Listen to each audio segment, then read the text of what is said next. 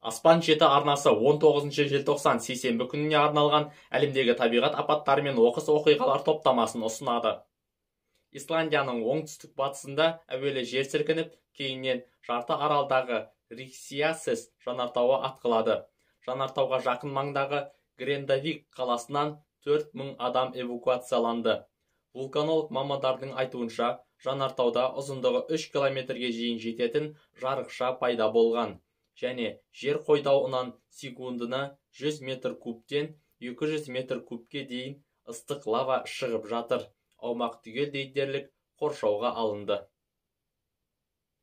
Қытайдың орталық бөлігінде магнитудасы 5,9 балдық жер сілкінісі тіркелді деп хабарлайды дүниежүзілік геология қызметі.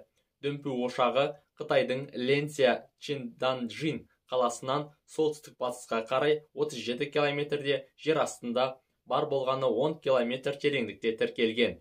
Зардап шеккендер туралы әзірге ақпарат жоқ.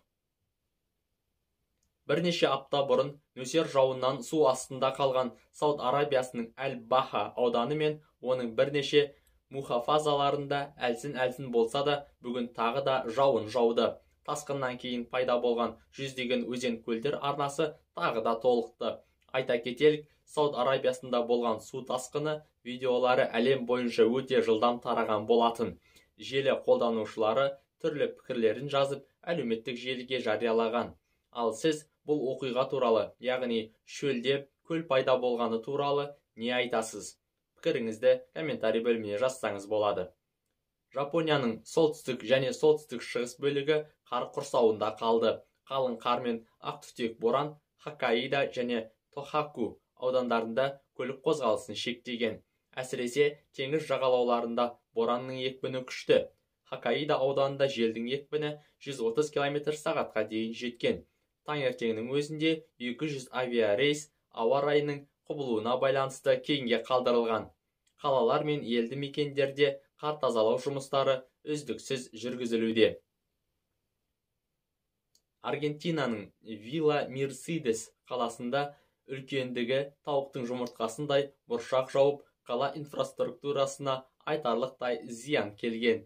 Далада болған көліктер түгелдей дерлік қираған, үйлердің терезесі сынып, шатырлары зақымданған. Бұршақ жауған сәтте далада болған адамдар да зардап шекті. Францияның Париж қаласы егеу құйрықтар шабуылына тап болды. Егеу құйрықтар бұл қалада қоқыстар мен жертөлелерде ғана емес, тұрғын үйлер мен мектеп және басқа да ғимараттарда көптеп шоғырлануда. Париж қаласы басқармасы қалада 5 миллион егеу құйрық бар дейді.